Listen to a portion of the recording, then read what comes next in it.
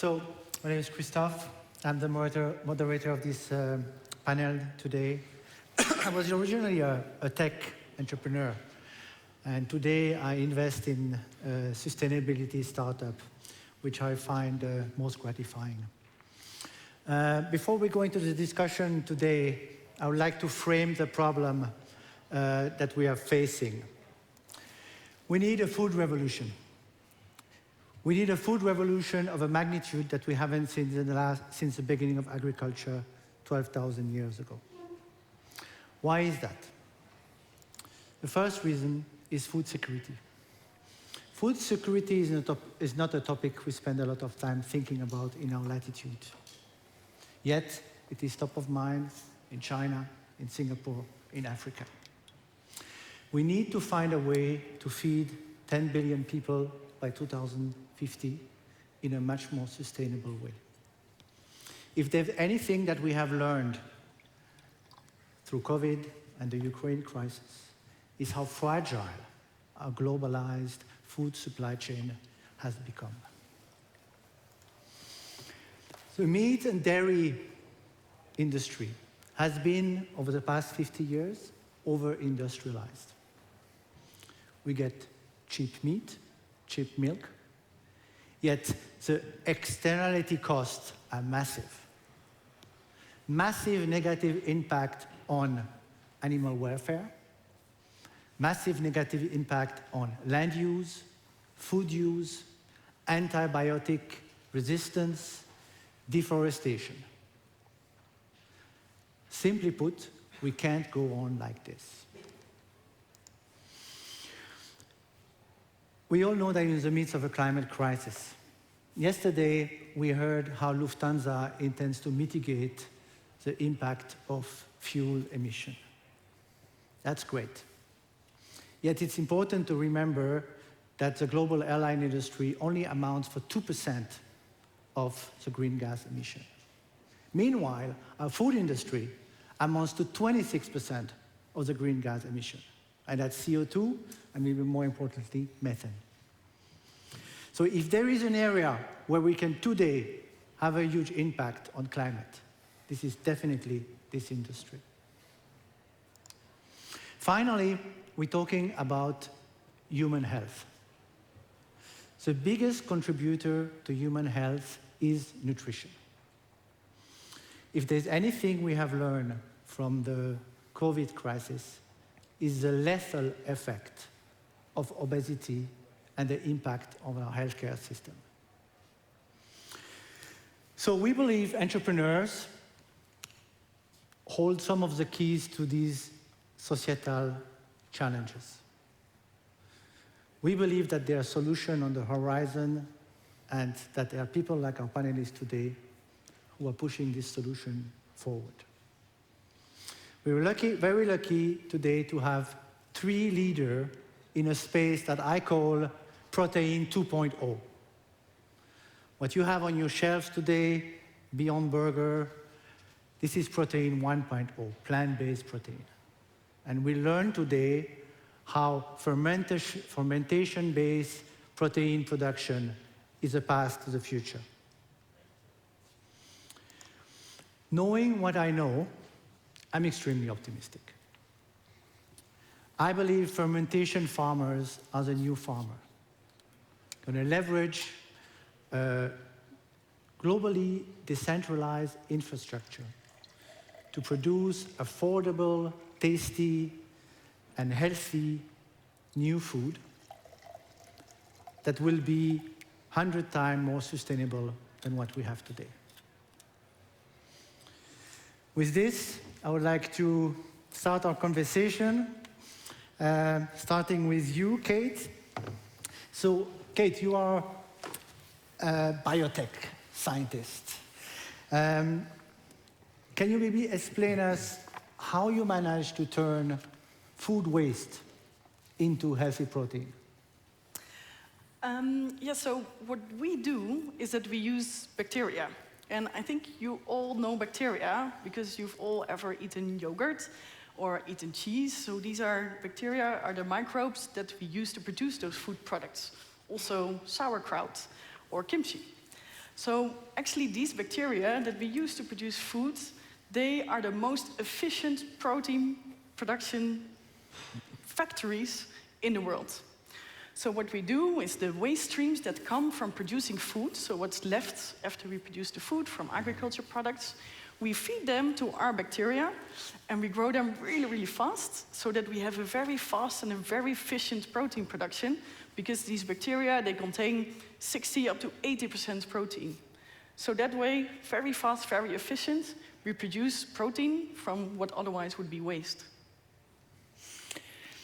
Excellent. Mazen, your journey is all about mushrooms, or rather mycelium, and I hope you'll explain us the difference.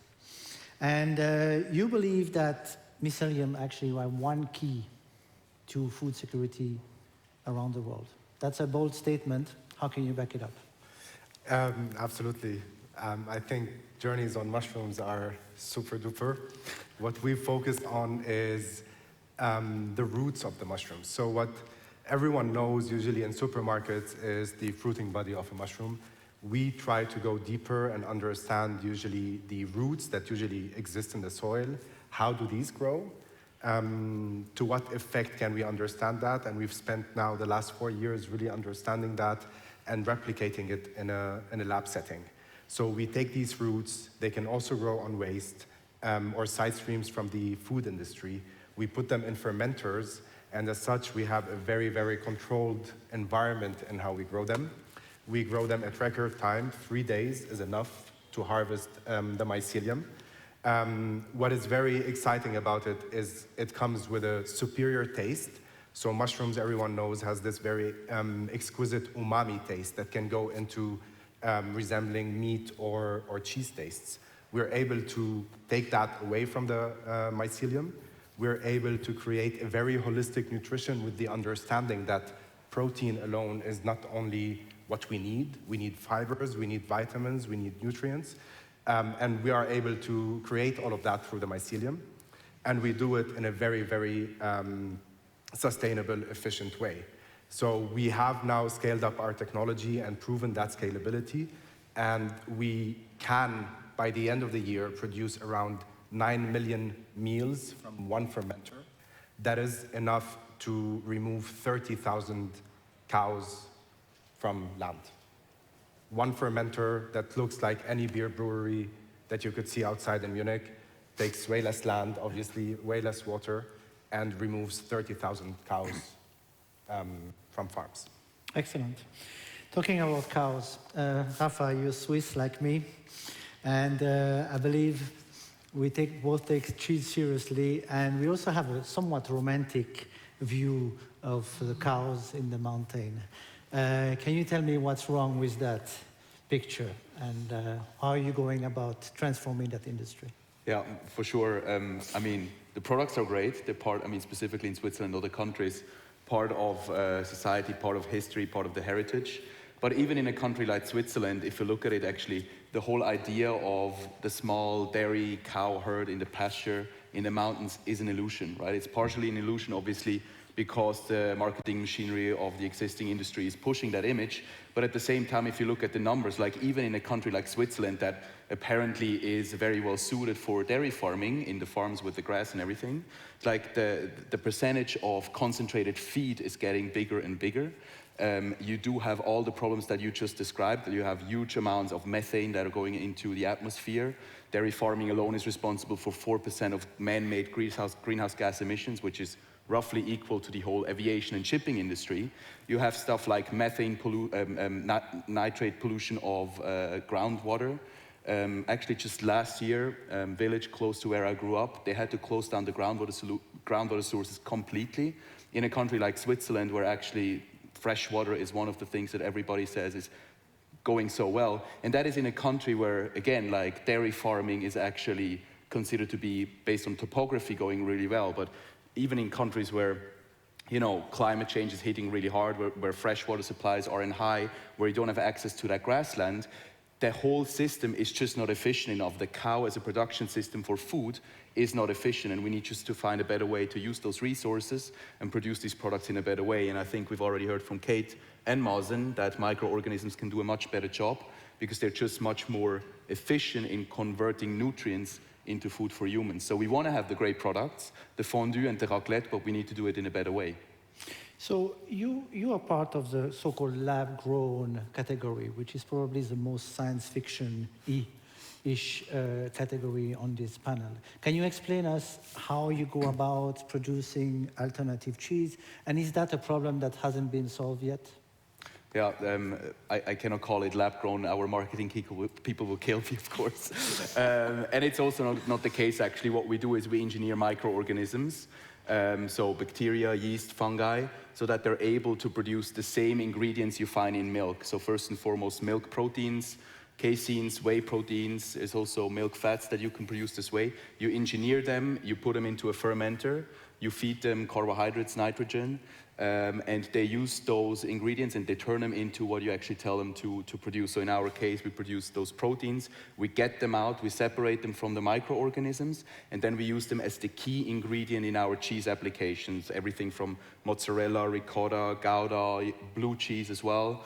And the difference is, for example, to all the plant-based alternatives, is that those ingredients are much more functional than what you find from plants, so you can really produce the same thing without the cows because it's biologically identical. Excellent. So, Mazen, and maybe you also, Kate, you know, there are plant-based alternatives to meat, maybe to fish out there today.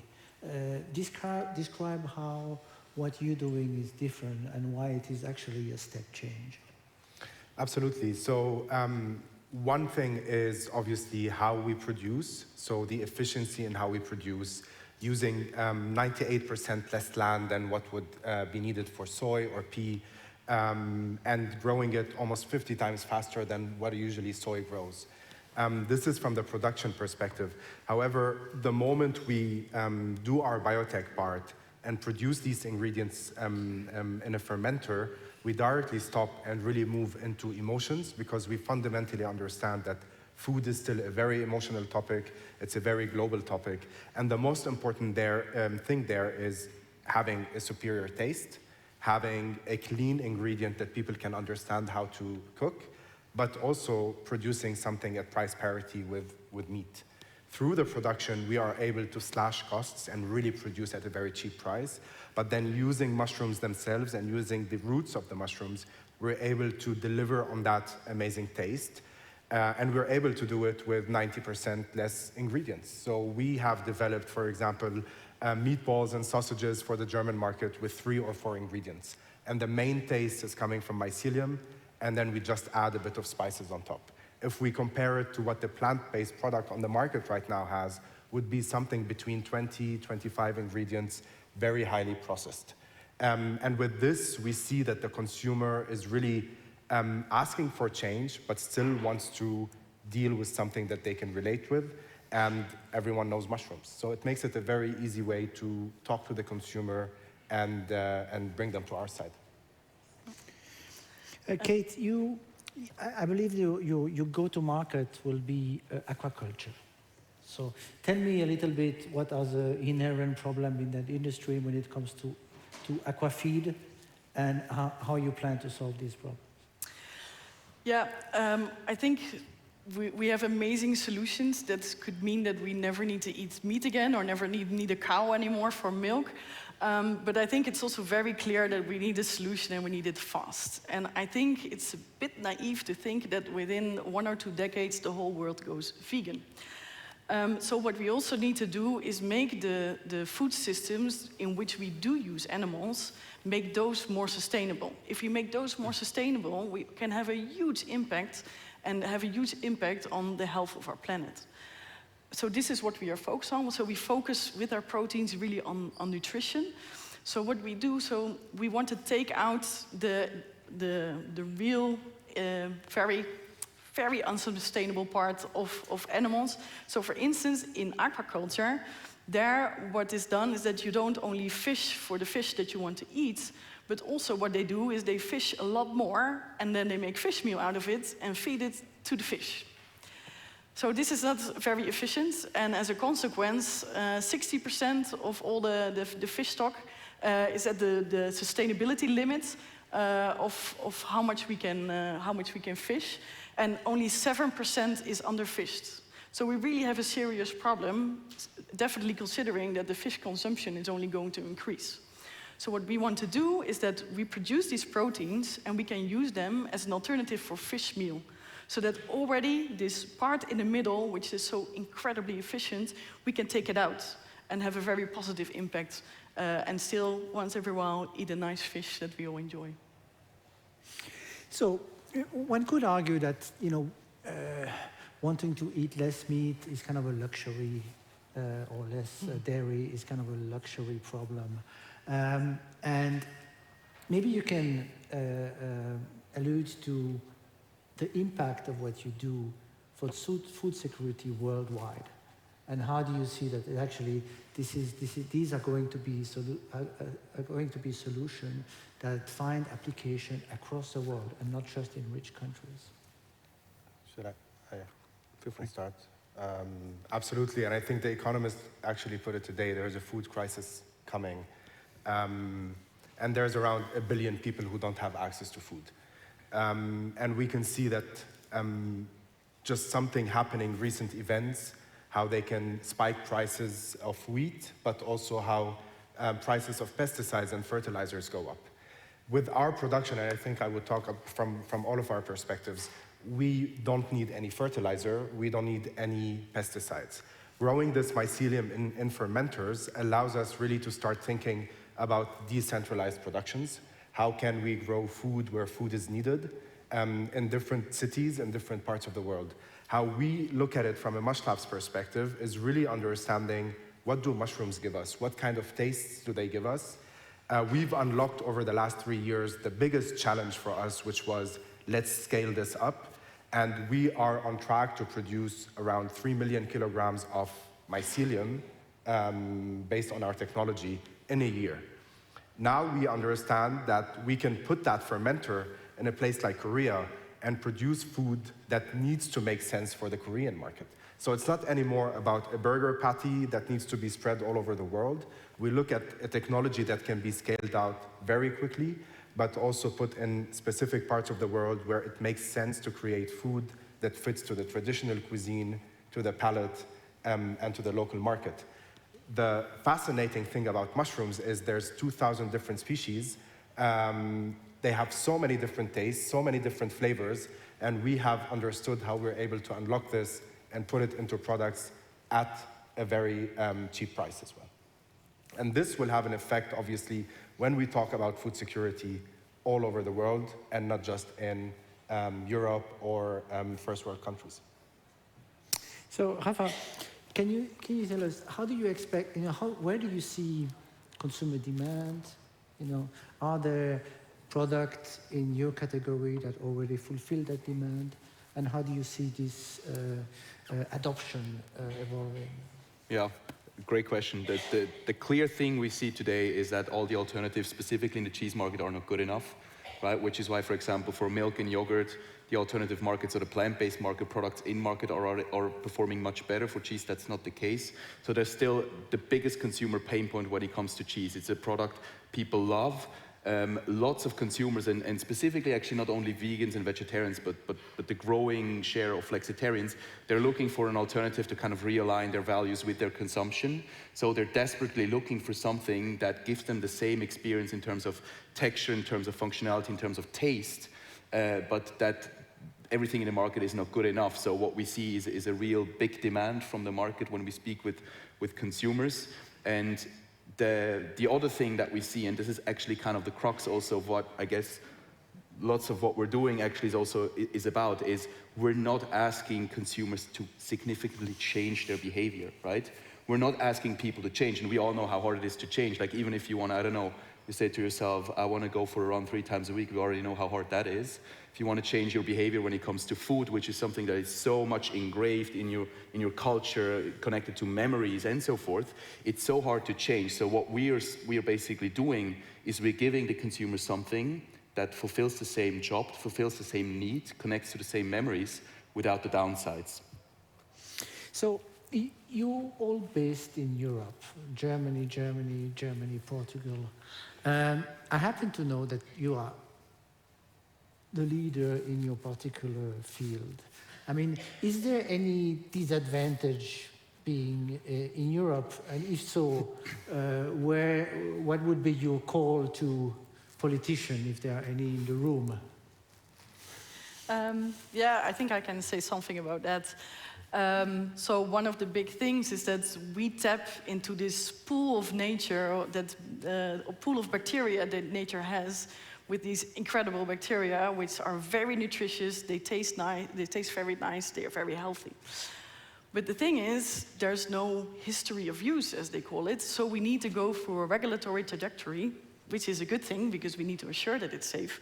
But in Europe, this takes incredibly long.